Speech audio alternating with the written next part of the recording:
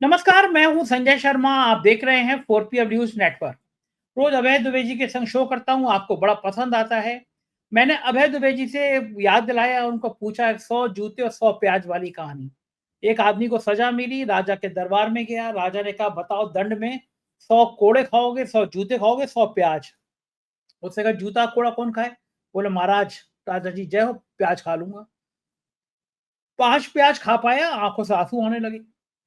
बोले, खाया नहीं जाएगा, जूते मार लीजिए आप। जहाँ 5 जूते, बोले, रुकिए रुकिए, प्याज खा ले रहा हूँ। आखिर में उसने 100 जूते भी खाए और 100 प्याज भी खाए। इस कहानी का संदर्भ मैंने अभय दुबे जी के साथ इसलिए लिया कि मणिपुर 2 साल से हिंसा की चपेट में था। सरकार बचाने के लिए वहां के मुख्यमंत्री जितना घिनौना काम हो सकता था सब कर रहे थे। महिलाओं के नग्न जुलूस हमने देखे, हत्याओं की बाढ़ हमने देखी, लेकिन सरकार बचा नहीं पाया, राष्ट्रपति शासन लग गया। भारतीय जनता पार्टी इसके जरिए पूर्वोत्तर में क्या खेल खेलना चाह रही थी और संघ की इसमें क्या भूमिका थी, अभय दुबे जी ने विस्तार से बताया। संघ के शीश महल, वो फोटो देखी होगी आपने, जो संघ की दिल्ली में एक 7 स्टार बिल्डिंग बनी है उसमें। और अभय दुबे जी ने कहा कि आजकल संघ के जो संगठन मंत्री होते थे भाई साहब कहलाने लगे हैं, कि भाई साहब के कारनामे क्या। मैंने उनको याद दिलाया कि लखनऊ में एक बड़ी कंपनी है पिंटेल, उसके जो कर्ता धर्ता हैं उनके सी बड़े अफसरों से ताल्लुकात बड़े अच्छे रहते हैं। चाहे डीजीपी हो, चीफ सेक्रेटरी हो, दावा कर उनके चमचे दावा करते हैं कि हमारे वाले साहब के संबंध तो सब अफसरों से हैं। दिल्ली में हम बड़ा साम्राज्य चलाते हैं और वहां पार्टी देते हैं। लेकिन वो उनके भी संबंध एक संगठन मंत्री से थे।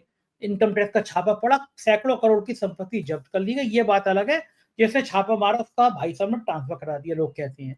तो इस तरह के जो संघ के भाई साहब हैं उनकी देश में क्या भूमिका है, इस पर भी हमने विस्तार से बातचीत की। रोचक बातचीत है, पूरी बातचीत सुनिएगा। पहले चैनल को सब्सक्राइब और ज्वाइन कर लीजिएगा, अपना प्यार बनाए रखिएगा। चलते हैं हम लोग सीधे अभय दुबे जी के पास। 4PM न्यूज नेटवर्क में स्वागत है अभय दुबे जी आपका। एक किस्सा है 100 जूते और 100 प्याज वाला। आदमी ने 100 जूते भी खाए और 100 प्याज भी खाए। कुछ कुछ मणिपुर में ये सब देखने को मिल रहा है। भारतीय जनता पार्टी ने मणिपुर को लेकर जिस तरह की बदनामी झेली, 2 साल होने को आ गए, जिस तरह हिंसा का, नग्नता का बर्बर नाच हुआ, भाजपा को आखिर में अपने मुख्यमंत्री को हटाना पड़ा। एक बड़ा कारण हाईकोर्ट के चीफ जस्टिस रहे वहां सिद्धार्थ मृदुल जी का भी है। उन्होंने मेरे इंटरव्यू में बाकायदा ये कहा कि मैं मणिपुर का चीफ जस्टिस था और मेरे घर के बाहर 1.5 घंटे तक गोलियां चलती रहीं। उन्होंने मुझसे ये भी कहा कि 8,000 खतरनाक खतरनाक हथियार मणिपुर में गायब है और लोगों का शक है कि ये शायद पुलिस के पास, पुलिस के सहयोग से आतंकवादियों के पास पहुंच गए हैं। इस तरह के गंभीर गंभीर बात है, क्योंकि हाईकोर्ट का जो इंसान चीफ जस्टिस रहा है उसके पास तमाम एविडेंस होती है, तमाम चीजें होती हैं। उसके बाद और हंगामा हुआ, सीएम का इस्तीफा हुआ, लेकिन अब अंततः मणिपुर में राष्ट्रपति शासन लगाना ही पड़ गया। क्या लगता है आपको कि क्या बीजेपी इस फजीयत से बच सकती थी?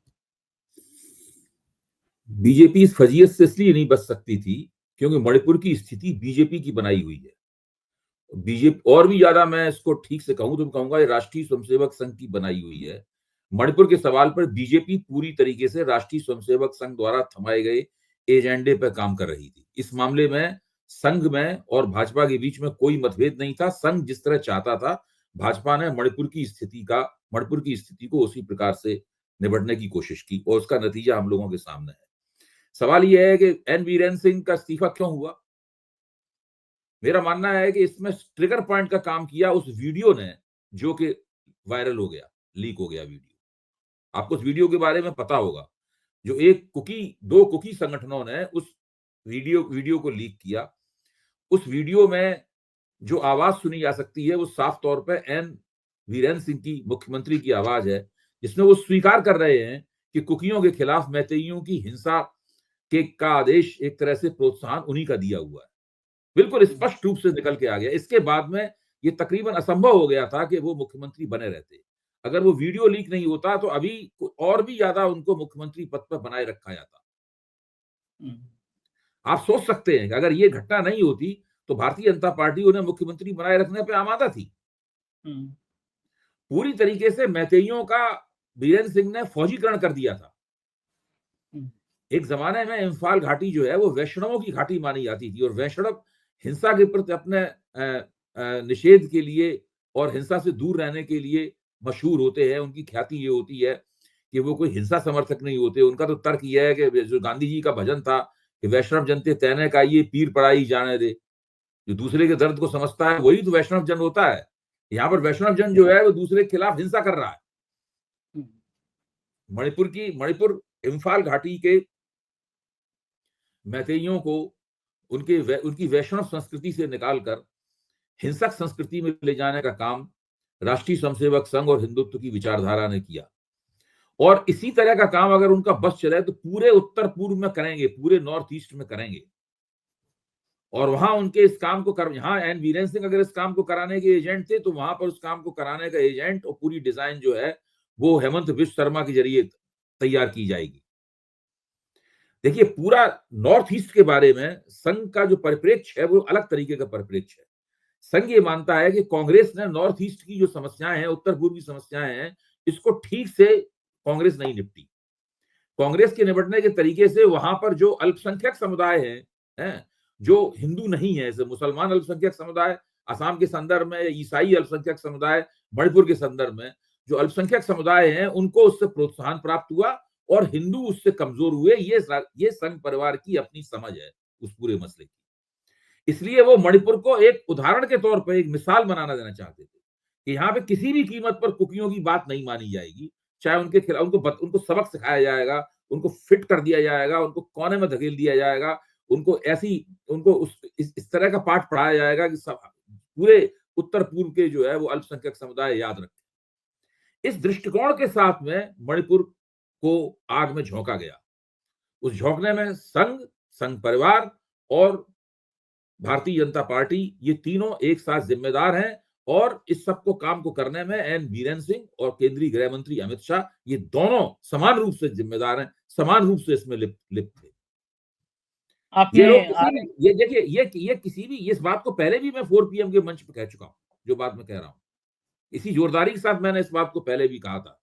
मेरा मानना है कि मणिपुर के मसले की अगर ठीक से जांच की जाए और उसकी रिपोर्ट अगर तैयार की जाए, इस पूरे हिंसक टकराव की रिपोर्ट तैयार की जाए, तो उसमें सारी बातें निकलकर स्पष्ट रूप से आ जाएंगी। ठीक है, आपने आरएसएस का जिक्र किया, तो आपने दिल्ली में आप रहते हैं, आपने देखा वो 7 स्टार आरएसएस का ऑफिस। अब तो बीजेपी के ऑफिस देश में हर जगह जगह बने थे। अब तो आरएसएस ने सोचा नहीं होगा कि दिल्ली में इतना 7 स्टार होटल टाइप का ऑफिस बन गया है। क्या लगता है इतने बड़े सुविधा सत्ता में बीजेपी की सत्ता में आने के बाद केवल इसी बात का एक तखमीना लगाया जाए, जांच की जाए कि भारतीय जनता पार्टी और संघ परिवार के संगठनों ने कौन कौन सी संपत्तियां अर्जित की हैं, उनके पास कितनी बिल्डिंगें हैं इस वक्त, उन बिल्डिंगों के इंटीरियर के ऊपर कितना रुपया खर्च हुआ है, बिल्डिंगें बनवाने पे कितना रुपया खर्च हुआ है, और सत्ता में आने से पहले ये लोग किन बिल्डिंगों में रहते थे, किन बिल्डिंगों में इनके दफ्तर थे। केवल इसी की एक रिपोर्टिंग हो जाए, इसी की जांच हो जाए, तो सारा देश हक्का बक्का हो जाएगा। ये अरविंद केजरीवाल के मुख्यमंत्री आवास को शीश महल कह के इन लोगों ने इतना प्रचार किया। इन लोगों ने कितने शीश महल बनवाए हैं इस पूरे देश में, इस बात का ये बात भी लोगों के सामने आनी चाहिए। लेकिन जांच कौन कराएगा? ये तो पत्रकारों की जिम्मेदारी है, ये तो सोशल मीडिया की जिम्मेदारी है, ये विपक्षी दलों की भी जिम्मेदारी है कि वो इन तथ्यों को लोग सामने लाएं। मतलब आपका कहना है कि देखिए, सारे विपक्षी दलों को भारतीय जनता पार्टी भ्रष्ट कहती है। नरेंद्र मोदी कहते हैं सारे विपक्षी दल भ्रष्ट हैं। विपक्षी दलों को बुरा लगना बंद हो गया है इस बात का। हाँ, ये तो कहती है। हाँ, अब विपक्षी दल इसके जवाब में भारतीय जनता पार्टी ने जितने बड़े पैमाने पर अपने दफ्तरों को बनवाने में और संघ परिवार के जो संगठन है उनके दफ्तरों को, आलीशान दफ्तरों को बनवाने में जो रुपया खर्च हुआ है, कम से कम उन सब दफ्तरों की एक तस्वीर जारी कर दी जाए। ठीक बात भाई, है। मैं एक बार संस्कार भारती के दफ्तर में गया, कई साल पहले की बात है, नई सत्ता में आए थे उस वक्त, और मुझे जो बात करनी थी मैंने वहां जाके की। उसके कुछ वर्ष बाद मेरे पास फोन आया कि आप जरा, हमारा दफ्तर आईटीओ पे आ गया है, और उसमें अब उनका जो दफ्तर है वो बिल्कुल स्टेट ऑफ आर्ट है। वो तो वहां पे हैबिटेट की बिल्डिंग की तरह उसको देख रहे हैं कि हम लोगों को बुलाएंगे, वो हमारे यहाँ सेमिनार रूम है, हमारे यहाँ कॉन्फ्रेंस रूम है, लोग वहां पे करेंगे। आप सोचिए, वो एक छोटे से मध्यवर्गीय फ्लैट में दफ्तर था, जहां पर है एक छोटी सी कटोरी में 2 ग्लूकोज के बिस्कुट पार्ले के रखे हुए और एक केवल कप में, पुराने से कप में चाय पिलाई गई मुझे। और अब आप उनके दफ्तर को देखिए। मैं ये नहीं कह रहा हूं कि संगठनों के पास अच्छे दफ्तर नहीं होने चाहिए। मैं ये नहीं कह रहा हूं कि संगठनों को तमाम सारी जो सुविधाएं हैं वो संगठनों को नहीं मिलनी चाहिए। सवाल ये नहीं है। सवाल ये है कि अभी थोड़े दिन पहले तक आपकी हालत क्या थी और अचानक आपकी हालत में ये मोहर कौड़ी का अंतर कैसे हो गया? ये गलत तरीके से हुआ हो, सही तरीके से किया हुआ हो, भ्रष्ट तरीके से हुआ हो, ईमानदार तरीके से हुआ हो, किसी भी तरीके से हुआ हो, ये काम इसका पूरा ब्यौरा लोगों के सामने आना चाहिए। ये स्पष्ट मैं ये नहीं कह रहा हूं कि सब भ्रष्टाचार के जरिए हुआ। ये तो सब प्रमाण मिलेंगे तो ये बात कही जाएगी। सवाल ये है कि भ्रष्टाचार के जरिए हुआ हो या ईमानदाराना तौर तरीकों से हुआ हो, ये बात लोगों के सामने आना चाहिए कि सत्ता का चमत्कार क्या है। ठीक बात है, सत्ता कैसे जादू कर देती है। हाँ, ये जादू कैसे हुआ? अच्छा, संघ तो अपने आप को ईमानदार अटल बिहारी कहता है, वाजपेयी भी 6 साल तक सत्ता में रहे थे, तब ये जादू नहीं हो पाया था। हाँ, भाई मोदी जी ने कर अटल दिया। बिहारी वाजपेयी 6 साल तक सत्ता में रहे, ये इनको 10 साल हुए, 4 ही साल का तो फर्क है। ये फर्क सही केवल बात है। 4 साल का ही तो है ना। ऐसा तो है नहीं कि ये 25 साल से सत्ता में हो या ठीक बात 50 साल सत्ता, ऐसी बात तो नहीं है। 4 साल तो है। और ये फर्क 3-4 पिछले दूसरा कार्यकाल जब शुरू हुआ नरेंद्र मोदी का, तब से ये सारे के सारे अंतर आने शुरू हुए। संघ अपने आप को ईमानदार कहता है, खुद बता देना चाहिए उसको कि उसके पास कहाँ से पैसा आया, इतनी करोड़ों बिल्कुल अरबों रुपए बिल्कुल, की। ये पैसा कहां से आया है? संघ संघ के तो संघ के स्वयंसेवक, उनके कार्यकर्ता, प्रचारक, मैं निश्चित रूप से मानता हूं, मैं विचारधारात्मक रूप से हम लोग अलग हों या क्या हों, लेकिन वो लोग सादगी पूर्ण जीवन ही व्यतीत करते रहे हैं। एक झोलाधारी जो कार्यकर्ता की छवि होती है, वो ही संघ के प्रचारक की छवि है। वो उनको एक वैभवपूर्ण, विलासितापूर्ण जीवन और आलीशान भवनों में, आलीशान दफ्तरों में रहते हुए मैंने कभी नहीं देखा। अब देखेंगे। लेकिन वो परिस्थिति काफी बदल गई है। देखिए, मुझे अच्छी तरीके से याद है कि जब इन्होंने 4 जून को बहुमत खोया, तो बहुत बड़ा जूतम पेजार शुरू हुआ, बहुत बड़ा लत्याव शुरू हुआ। उसमें मोहन भागवत ने, इंद्रेश कुमार ने, रतन शारदा ने अपने लेखों और वक्तव्यों के जरिए नरेंद्र मोदी पे बहुत छीटाकशी की। इसमें कोई शक की बात नहीं। अच्छा, तो मुझे लगा कि ये छीटाकशी एक मुकाम तक पहुंचाएगी इस पूरी बहस को। तो जिस वक्त मैं ये उम्मीदें कर रहा था, तब तक संघ के एक ऑब्जर्वर ने, जो कि संघ के भीतर भी काम करते रहे हैं, उन्होंने मुझसे कहा कि अभय जी, आप बहुत ज्यादा उम्मीदें कर रहे हैं। हम लोग एक चैनल के लिफ्ट से बाहर निकल रहे थे, तो उन्होंने कहा, बहुत ज्यादा उम्मीदें कर रहे हैं। हमने क्यों? कि अरे इतने पिछले 3-4 साल में बड़ी मलाई काटी है इन लोगों ने, इससे ज्यादा नहीं आगे बढ़ पाएंगे, ये छींटाकशी तक ही रह जाएंगे। अब वो बात बदल चुकी है, वो बात नहीं रही। बहुत मलाई खाई है इन लोगों ने। सत्ता की मलाई में ये लोग बिल्कुल चिकने हो चुके हैं। वही हुआ भी। छीना-ईटागरी सब बंद हो चुकी है। अब बिल्कुल दोस्ताना है, कोई आपस में मतभेद नहीं रहे, कतई कुछ नहीं। बस 2-3 बातें कही गई थी शुरू में, इसके बाद कुछ नहीं है, सब चल रहा है। सब चीज चिकनी है और फिसल रही है। सही बात है। और वो जमाना चला गया जब संघ के प्रचारक बिल्कुल सादा रहते थे, राजदूत मोटरसाइकिल से चलते थे। अब तो मैं आपको बताऊं कि संघ के जो संगठन मंत्री जाते हैं राज्यों में काम करने के लिए, जहाँ सरकारें होती हैं, सबसे पावरफुल केंद्र हो जाता है वो ठेकेदारों का, अफसरों का, बिचौलियों का। मैं उत्तर प्रदेश की बात बता दूं। उत्तर प्रदेश में भारतीय जनता पार्टी एक संगठन मंत्री, एक पिंटेल कंपनी है यहाँ पे। बताया जाता है कि ना जाने कितने अफसरों की उसमें बेनामी संपत्ति लगी हुई है।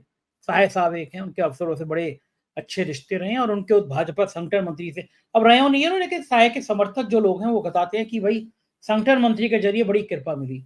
उसके बाद इनकम टैक्स की रेड पड़ी अभय जी, सैकड़ों करोड़ रुपए की संपत्ति तो इनकम टैक्स ने सीज कर दी उसी पिंटेल कंपनी की लखनऊ में। जांच आगे बढ़ पाती तो जिसने रेड करी 24 घंटे के अंदर उस अफसर का तबादला करके बड़ी महत्वहीन विभाग जगह पे भेज दिएगा, केरल या कहीं और ऐसी जगह पे। इनकम टैक्स का वो शायद कमिश्नर था, ज्वाइंट कमिश्नर जो भी था। तो आप सोचो कि अगर कोई बिल्डर, एक बदनाम बिल्डर, जिनकी मैं बात बता रहा हूँ, रिलायंस कंपनी में छोटी सी नौकरी किया करते थे, आज वो सैकड़ों करोड़ के मालिक हैं।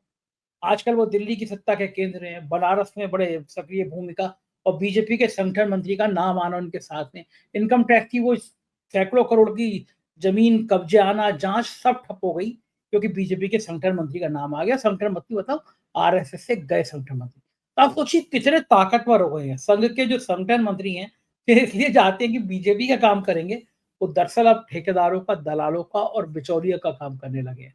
तो सवाल ना कहीं न कहीं तो फिर संघ पे खड़े होंगे ही ना, कब तक संघ बचेगा?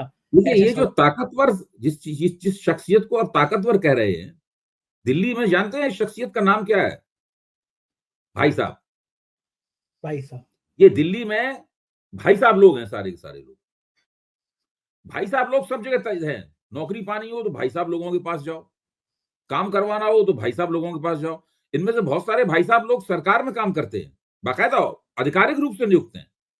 हुँ। केंद्र सरकार में बहुत बड़े पैमाने पर भाई साहब लोग आधिकारिक रूप से नियुक्त हैं। राज्य सरकारों में बहुत बड़े पैमाने पर भाई साहब लोग आधिकारिक रूप से नियुक्त हैं। भाई साहब लोग तय करते हैं कि आप यूनिवर्सिटी के शिक्षक बन पाएंगे कि नहीं बन पाएंगे। भाई साहब लोग तय करते हैं कि आप वाइस चांसलर बनेंगे कि नहीं बनेंगे। अगर कोई आदमी रिटायर हो रहा है तो भाई साहब लोग उसके रिहेबिलिटेशन के, उसके पुनर्वास के लिए तय करेंगे कि उसको वाइस चांसलर बनवाएंगे, क्या बनवाएंगे, कहीं का डायरेक्टर बनवाएंगे, क्या करवाएंगे उसको। सब कुछ भाई साहब लोग तय करते हैं। भाई साहब भाई लोग बड़े साहब लोगों इम्पोर्टेंट। का दूसरे तमाम संदर्भों में भी नाम लिया जाता है। बड़े-बड़े महत्वपूर्ण हो गए भाई साहब लोग। ठीक भाई बात है, साहब लोग, संघ की कार्यशैली। ये एक चलते नई हैं शख्सियत उभरी है भाई साहब की। नई पहले भाई शख्सियत है। साहब नहीं होते थे। हाँ, अब सबके भाई साहब जो हैं वो सब कुछ सर्वे-सर्वा हो गए हैं। दूसरी खबर की तरफ चलते हैं। महाविकास अघाड़ी गठबंधन में भी कुछ-कुछ ठीक नहीं चल रहा, महाराष्ट्र की राजनीति में भी बड़ा पेच चल रहा है।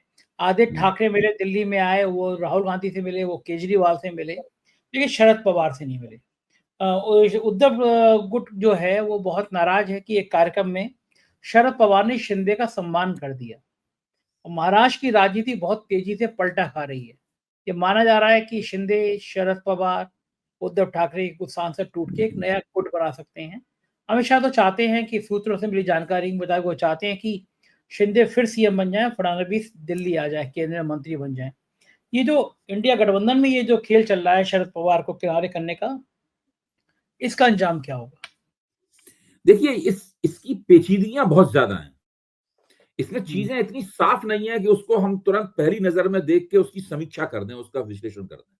हुँ, अब इसमें अगर मान लीजिए अमित शाह ये चाहते हैं कि फडणवीस को मुख्यमंत्री पद से हटाकर केंद्र में कुछ मंत्री पद वगैरह दिया जाए, और शिंदे को फिर से मुख्यमंत्री बनाया जाए, अगर अमित शाह की ये चाल है या उनकी ये डिजाइन है अमित शाह की, है ना, तो वो अपनी चाल और डिजाइन को कैसे जमीन पे उतारेंगे, ये एक बहुत बड़ा मसला है। अब इसमें हुँ, फडणवीस कोई हाथ में हाथ रख के थोड़ा बैठे रहेंगे, हुँ। क्योंकि ये तो अगर अमित शाह अभी चाहते, इसका मतलब पहले भी ये चाहते रहे होंगे। हम हाँ, लोग बिल्कुल जानते हैं कि वो चाहते रहे थे, तो उस हुँ, वक्त तो उसको लागू नहीं कर पाए। हुँ, यहाँ तक उन्हें चुनाव प्रचार के दौरान कहना पड़ा कि फडणवीस ही बनेंगे मुख्यमंत्री, अमित शाह को भी कहना पड़ा। हुँ, मोदी ने भी कहा और अमित शाह ने भी कहा, दोनों ने ये कहा। हुँ, तो ये तो उनकी तरफ से तो ये बात है। और जहां तक इधर इनका महाविकास अघाड़ी का सवाल है, आप इस बात को जरा सोचिए कि अजीत पवार जो हैं आदित्य ठाकरे को या उद्धव ठाकरे को अपने किसी कार्यक्रम में निमंत्रित करें, तो उसके दो प्रतिक्रियाएं होंगी। एक तो कहें भाई हम आपके कार्यक्रम में नहीं आते, अजीत पवार। एक हो सकती है कि वो चले जाएं उनके कार्यक्रम में। हुँ, अगर वो उनके कार्यक्रम में चले जाएं तो इस पर शरद पवार बुरा मान जाए कि तुम उनके कार्यक्रम में क्यों गए। बिल्कुल मान जाएँगे। हाँ, तो अब ये जो पूरी परिस्थिति है ना, ये परिस्थिति कुछ अजीब सी है। मैं तो उद्धव ठाकरे की शिवसेना है, उसकी इस प्रतिक्रिया को बहुत मतलब बहुत सही नहीं मानता। भाई एक उप मुख्यमंत्री है जो मुख्यमंत्री रह चुका है। शरद पवार महाराष्ट्र की राजनीति के बहुत ही सीनियर और वरिष्ठ नेता हैं। लगभग वो सब लोगों के लिए पिता समान और बड़े भाई समान है शरद पवार। सीनियर मोस्ट, उनसे ज्यादा वरिष्ठ तो कोई है नहीं। हुँ, उसके बाद में वो थोड़ा राजनीतिक संकट के भी शिकार हैं इस वक्त। उनकी पार्टी हार गई है। उनका भतीजा जो उसके उनके मुकाबले दबा हुआ था, वो बड़ा नेता बन गया है उनके मुकाबले। तो ऐसी हुँ, स्थिति में अगर जो एक पूर्व मुख्यमंत्री और मौजूदा उप मुख्यमंत्री और एक ऐसा व्यक्ति जो कि दरअसल फडणवीस के खिलाफ खड़ा हुआ है सत्ता की राजनीति में, वो उनको अपने किसी कार्यक्रम में बुलाता है और आग्रह करता है कि आप मैं आपके हाथ से सम्मानित होना चाहता हूं, तो अकलमंदी तो सही यही बात है। होगी, शरद पवार उसको सम्मानित कर दें जाके। हुँ, ठीक बात। आप सोचिए, मैं जो बात कह रहा हूं उसको सोचिए। अकलमंदी इसमें इसमें थोड़ा अकलमंदी होगी, नहीं हम नहीं आते आपके कार्यक्रम में, हम तो अलग मोर्चे में, आप अलग मोर्चे में, मुंह फुला के बैठ जाएं। मुंह फुला के बैठ जाएं। अकलमंदी तो मेरे ख्याल से तो शरद पवार ने जो कदम उठाया वो कदम ज्यादा बुद्धिमानी का कदम है, उसके पीछे राजनीतिक समझदारी ज्यादा है, बजाय इसके कि वो ये शिकायतें जो करते फिर रहे हैं इधर-उधर, इनकी राजनीतिक समझदारी ज्यादा नहीं है इसके पीछे। हाँ, ठीक है, वो कुछ उद्धव ठाकरे थोड़े गुटजोर सेंसिटिव भी है। पिछले दिनों में समाजवादी पार्टी और उद्धव गुट अरे में भाई, भी एकनाथ तकरार हो शिंदे की गई। वजह से उनकी सरकार टूटी वगैरह, तो उस मामले में वो काफी नाजुक हाँ, मिजाज हो गए, स्वाभाविक हाँ, ही है। लेकिन अब सवाल ये, राजनीति जो है ना, राजनीति तो अपनी गति से चलेगी। वो आप अगर मान लीजिए इस एक किसी खास मामले पे आपकी आपकी तुनक मिजाजी का राजनीति, उसके हिसाब से तो राजनीति नहीं चलेगी ना। और हाँ, शरद सही पवार बात है। आपकी मर्जी से थोड़ा ना आप अपनी राजनीति तय करेंगे। ठीक बात है, जो उन्हें करना है करना, वो करेंगे ही करेंगे। नहीं, मुझे लगता ये है कि मुझे, अगर हम जो उन्होंने किया उसकी हम समीक्षा करें, तो मुझे लगता है कि उनका काम ज्यादा अकलमंदीपूर्ण है। हाँ, सही बात है। बिहार को लेके बड़ा फोकस है। आदित्य ठाकरे ने कहा कि भाई इंडिया गठबंधन मजबूत रहना चाहिए, ईमानदारी से चुनाव नहीं होते हैं, बेईमानी का ज़िक्र किया। ये सब बातें कि बिहार को लेके ज़्यादा सेंसिटिव हैं। अभी से बिहार के चुनाव की गोटियाँ बिछने लगी हैं। देखिए, अब तो इस पूरी साल में एक ही चुनाव होना बाकी है, और वो बिहार का चुनाव है। वो बहुत ही महत्वपूर्ण चुनाव है, क्योंकि आपको याद होगा कि 2015 में जब भारतीय जनता पार्टी दिल्ली का चुनाव भी बुरी तरह हार गई थी और बिहार का चुनाव भी बुरी तरह हार गई थी, तो नरेंद्र मोदी के नेतृत्व पर सवालिया निशान लग गया था। इस बार उन्होंने 2025 में उन्होंने दिल्ली का चुनाव जीत लिया, तो एक बाधा तो उन्होंने पार कर ली। दूसरी सबसे बड़ी बाधा है जो साल के अंत में बिहार का चुनाव होने वाला है। बिहार का चुनाव जीतना उन्हें दिल्ली के चुनाव जीतने से भी ज्यादा महत्वपूर्ण है।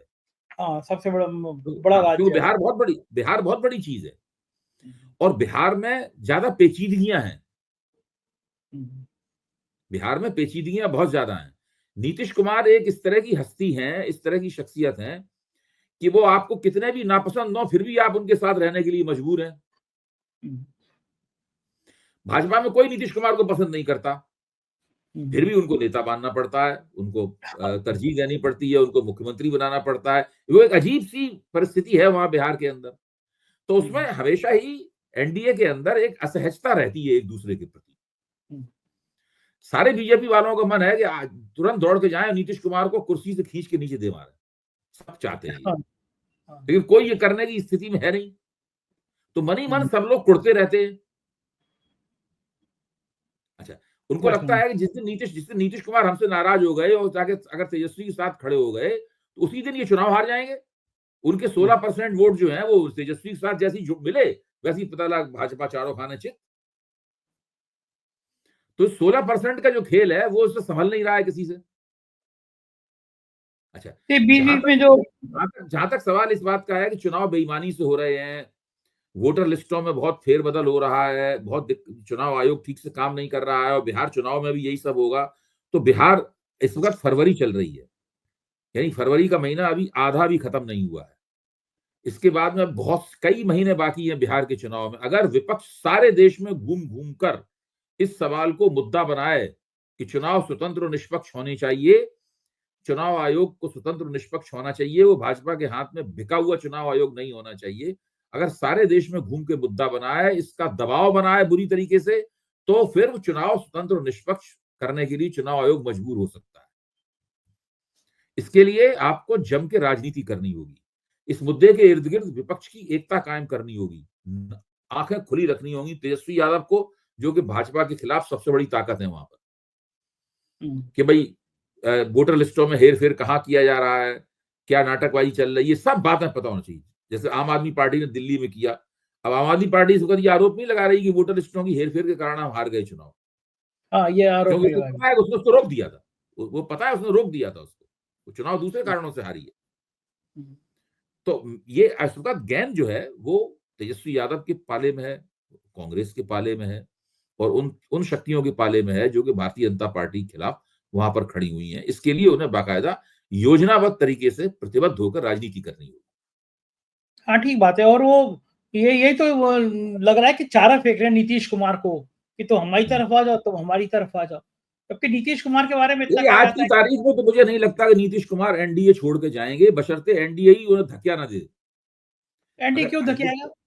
वही तो कह रहे हैं, एनडीए क्यों धक्काएगा? इस विधानसभा चुनाव में तो नहीं धक्काने वाला है। हाँ, इसके उनको पता है कि देखिए, अगले चुनाव तक। जब तक भारतीय जनता पार्टी को ये विश्वास नहीं हो जाएगा कि एनडीए छोड़ने पर नीतीश कुमार के वोट घट के 5% रह जाएंगे, जिस दिन से ये विश्वास हो गया कि एनडीए से अगर हमें निकाल देंगे तो ये 5-6% से ज्यादा वोट नहीं खींच पाएंगे, उस दिन निकाल दिया जाएगा उनको। कोई दुनिया की सबसे खूबसूरत आदमी तो है नहीं, इनकी खूबसूरती के आकर्षण में उनको रखा जाए एनडीए में। सही बात। जब तक चले अब बीच में तो ये भी होता है उनकी मेमोरी चली गई है, मेमोरी बहुत कम हो गई है उनकी, वो भूल जाते हैं। मेरा मानना है कि राजनीतिक रूप से पूरी तरह सतर्क हैं। सतर्क है ना, वो ये सब मुझे भी। बातें जो प्रचार किया जाता है वो सब है। मुझे लगता नहीं कि राजनीतिक रूप से उन्होंने पिछले मतलब लोकसभा चुनाव से लेकर अब तक एक भी गलत कदम नहीं उठाया है, और हर हाँ। कदम में उनको फायदा हुआ है। नीतीश हुँ, कुमार बिहार के इस वक्त सबसे ज्यादा फायदे में रहने वाले नेता हैं, सबसे ज्यादा हुँ, फायदे में है इस वक्त। उनकी जो हुँ, वोटों के लिहाज से उनकी हैसियत है, उससे ज्यादा फायदा उनको मिला हुआ है। इस व्यक्ति के हुँ। पास 16% वोट है, वो लगातार मुख्यमंत्री बना हुआ है, उसके पास देखिए कितने सांसद हैं। बिल्कुल वो हर तरह से फायदे में है। आप खूब कहते रहिए कि साहब वो बूढ़े हो गए हैं, बीमार हो गए हैं, ये कुछ नहीं फर्क पड़ता। सबसे ज्यादा अच्छा, फायदे में वही है वहां ये बातें पे, भी हैं? क्या जानबूझ के कहीं प्रचारित कराई जाती हैं कि वो बीमार हैं, बिल्कुल, भूल बिल्कुल। देखिए, इन बातों कहने से होता क्या है? जब नीतीश कुमार के भाजपा में सबसे बड़े एलाई, सबसे बड़े दोस्त नरेंद्र मोदी हैं। हुँ, नीतीश कुमार भाजपा की मजबूरी इसलिए बने हुए हैं क्योंकि नरेंद्र मोदी चाहते हैं कि वो भाजपा की मजबूरी बने रहें। हुँ। जिस दिन नरेंद्र मोदी चाहना बंद कर देंगे, उस दिन नीतीश कुमार तेजस्वी यादव के साथ चले जाएंगे। सही बात है ये, और ये अभी तो फिलहाल सबसे तो बड़े थोड़ा एलाई वो है। तो थोड़ा ही है, नीतीश बिल्कुल ठीक कुमार भी बात। जानते हैं, इसीलिए पैर छूने झपटते हैं उनके वो। वो स्टाइल बहुत अच्छा लगता है, लपक के पैर छूते हैं, वो स्टाइल हाँ, बहुत अच्छा होता वो इसीलिए वो लोग कहते हैं भाई ये क्या कर रहे हैं? नीतीश कुमार जानते हैं इसी बंदे की वजह से मैं एनडीए में हूँ और मुख्यमंत्री बना हुआ हूँ। है। वक़्त देखिए, कभी चेक वापस कर दिया था, क्या मैं ऐसे आदमी का चेक नहीं ले हाँ, सकते हाँ, बार-बार? वो तो हाँ, और नहीं आज तो की उन्होंने तारीख में। उन्होंने लालू के साथ मिलके धूल भी चटाई भाजपा को, ऐसी बात नहीं। हाँ, वक़्त होता है राजनीति में, भरोसा नहीं है कि कब कौन दोस्त हो जाए और कब कौन दुश्मन हो जाए। जी, जी। बहुत-बहुत शुक्रिया अभय जी, आपने समय दिया। Thank you sir. ये थे अभय दुबे जी, और पूरी बातचीत सुन के आपको अच्छा लगा होगा। आपकी प्यार भरे कमेंट का मुझे इंतज़ार है। ज़रूर कीजिएगा। शुक्रिया, थैंक यू।